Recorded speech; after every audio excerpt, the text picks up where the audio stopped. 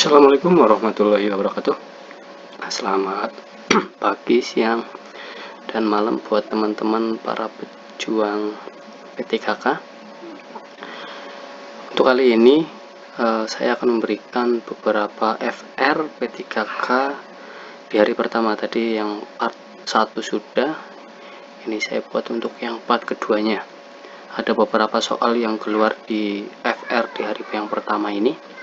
Salah satunya yaitu Undang-Undang 45 Pasal 31 tentang pendidikan. Jadi tadi ada yang keluar tentang ini, ayat 1 yang berbunyi setiap warga negara berhak mendapat pendidikan. Kemudian ayat kedua, setiap warga negara wajib mengikuti pendidikan dasar dan pemerintah wajib membiayainya. Ini ada 5 ayat, bisa dicari atau bisa dibaca sendiri nanti ayat-ayatnya. Tapi yang jelas tadi di hari yang pertama Undang-Undang 45 Pasal 31 ini keluar. Kemudian ada lagi urutan peperangan dari perang yang ada di Surabaya, ada di Ambarawa, dan ada di Jakarta. Kalau kita urutkan dari tanggal kejadiannya, kita bisa urutkan yang pertama itu ada di Jakarta. Di Jakarta itu terjadi peperangan setelah kemerdekaan Indonesia, itu pada tanggal 29 September 1945. Kemudian disusul dengan di daerah Ambarawa, itu pertempuran yang terjadi pada tanggal 20 Oktober 1945.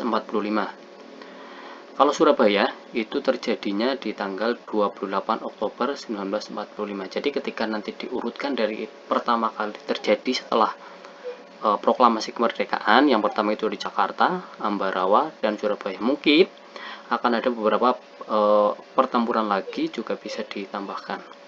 Untuk nambah literasi, berarti teman-teman bisa mencari informasi tentang beberapa peperangan yang terjadi. Misal ada di Bandung, kemudian ada di Medan, dan ada di Semarang mungkin ada. Selanjutnya yaitu teks prosedural. Kalau teks prosedural itu biasanya tentang langkah-langkah cara membuat sesuatu, cara memakai sesuatu, cara menggunakan sesuatu. Kalau di sini saya membuat yaitu bubur kacang hijau, karena tadi dari FR yang hari pertama itu ada yang memberikan informasi bahwa teks prosedural yang keluar yaitu membuat bubur kacang hijau. Nah, ini cara-caranya yang kami jabarkan, yaitu yang pertama rendam kacang hijau selama 2 jam, kemudian direbus menggunakan 1 liter air, kemudian larutkan tepung maizena dengan 2 sendok makan air, lalu masukkan dalam rebusan kacang, dan sampai terakhir yaitu siap disajikan. Tapi mungkin kalau di soal-soal yang lain ada cara membuat nasi goreng, kemudian ada cara memakai masker, cara menggunakan mikroskop, kemudian cara membuat rendang. Nah, ini disarankan buat teman-teman untuk lebih membaca lagi tentang teks prosedural yang lain. Kalau yang di soal tadi keluar itu adalah membuat bubur kacang hijau, tapi kan kita tidak tahu ternyata yang keluar itu yang lain. Jadi tambah-tambahlah literasi tentang teks prosedural. Selanjutnya itu daftar pustaka. Daftar pustaka juga keluar. Ini cara-cara untuk menuliskan daftar pustaka. Yang pertama itu nama penulis ditulis paling awal, kemudian setelah nama, kemudian tanda titik, kemudian tahun terbit, setelah nama, tanda titik, tahun, kemudian setelah tahun terbit itu judul buku. Jadi tahun terbit itu dicantumkan dari buku yang teman-teman gunakan sebagai referensi. Nama, tahun, kemudian judul buku. Judul buku biasanya ditulis dengan garis atau dengan miring, tulisannya itu miring. Setelah judul buku, kemudian tinggal tempat dan nama penerbit. Contohnya ada di bawah, yaitu Andra Hirata, titik, tahun, titik, judul buku Sang Pemimpi, titik, Yogyakarta, tempat penerbit, dan titik 2, kemudian nama penerbit bentang. Ini contoh daftar pustaka seperti ini ya. Lanjut, Nah, contoh FR yang selanjutnya yaitu siklus hidup lalat. Kalau lalat itu metamorfosis sempurna, contohnya seperti ini, lalat dewasa, kemudian telur menjadi larva, larva pupa, nanti menjadi lagi dewasa. Kalau di pilihan ganda mungkin tidak urut, misal harus dimulai dengan lalat dewasa, mungkin dimulai dari larva, oh berarti setelah larva ya harus kepompong, lalat dewasa, telur. Seperti itu. Bisa jadi mungkin nanti teman-teman menemukan pilihan gandanya itu tidak dimulai dengan lalat dewasa, mungkin dimulai dengan larva atau kepompong, ya kita tinggal diteruskan. Berarti setelah kepompong itu membuat apa? Berarti setelah kepompong menjadi lalat dewasa. Seperti itu. Metamorfosis sempurna contohnya selain lalat juga ada nyamuk. Nyamuk juga itu metamorfosis sempurna. Selanjutnya ada simbol-simbol Pancasila. Ini simbol-simbol Pancasila ada 5. Sila yang pertama itu bintang, itu yang ada di tengah, ada perisainya dan ada bintangnya. Kemudian sila yang kedua itu rantai emas,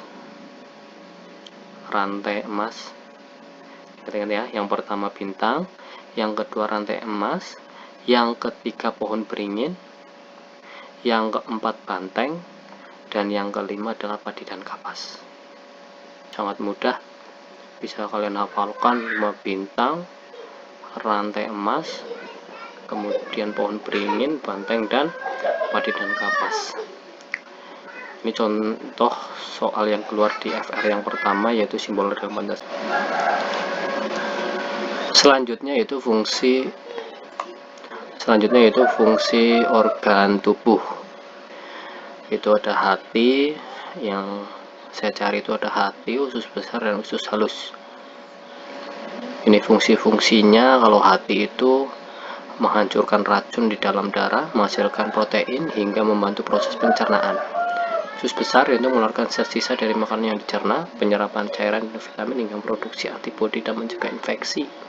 Usus halus bekerja dengan organ lain dan sistem pencernaan untuk mencerna makanan lebih lanjut setelah meninggalkan perut dan penyerapan nutrisi. Ini beberapa fungsi organ tubuh. Selanjutnya yaitu dinamo sepeda.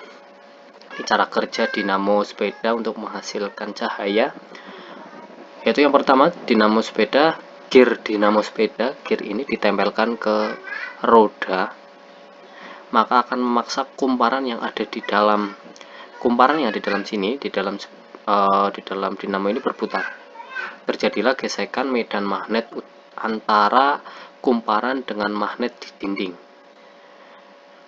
yang akan menghasilkan elektron-elektron bebas yang menempel pada dinding plat tembaga.